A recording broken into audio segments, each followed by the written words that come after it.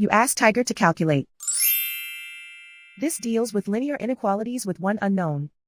The final result is u greater than negative 31 over 30 greater than negative 11 over 30. Let's solve it step by step. Group all constants on the right side of the inequality. Subtract 5 over 6 from both sides.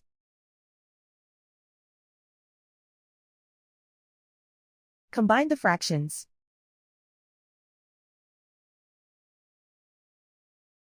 Combine the numerators.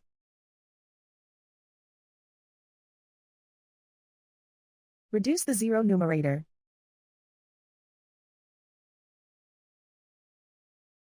Simplify the arithmetic.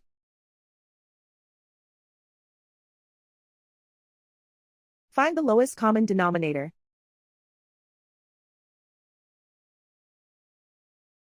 Multiply the denominators.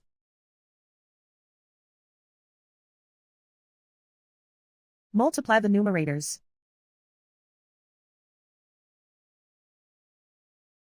Combine the fractions.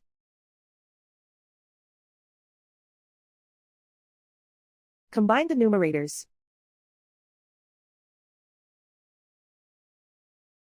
Plot the solution on a coordinate grid.